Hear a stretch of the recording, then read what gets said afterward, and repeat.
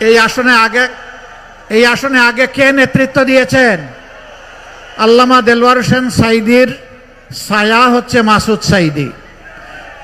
আল্লামা দেলওয়ার হোসেন সাঈদীকে আপনারা ভালোবাসতেন কার জন্য? কার জন্য? মহান আল্লাহ তাআলার জন্য।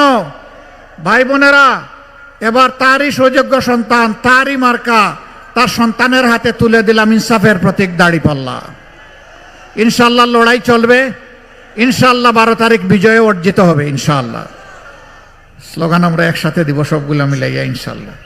এরপরে পিরোজপুর 2, তার আরেক কলিজার টুকরা সুযোগ্য সন্তান,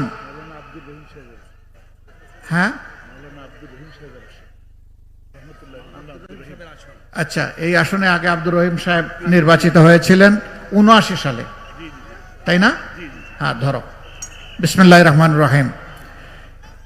এদেশের একজন প্রসিদ্ধ আলেম, যিনি জামাতে ইসলামী পূর্ব পাকিস্তানের একসময় আমিরও ছিলেন, এরপরে বাংলাদেশ হওয়ার পরেও তিনি দায়িত্ব পালন করেছেন। এদেশের মানুষ ভালোবেসে 79 সালে তাকে নির্বাচিত করেছিল। আজকে তার জায়গায় আল্লামা দেলওয়ার হোসেন সাঈদীর কলিজার টুকরা, তার দ্বিতীয় সন্তান শামীম সাঈদীর হাতে আমরা ইনসাফের প্রতীক তুলে দিলাম। চাচা, এইখানে দরশক্ত করে জাতির ভার নিতে হবে ইনশাআল্লাহ। ইনশাআল্লাহ দাঁড়িপাল্লার বিজয় হবে ইনশাআল্লাহ। আপনারা সবাই দোয়া করবেন। এরপরে পিরোজপুর 3,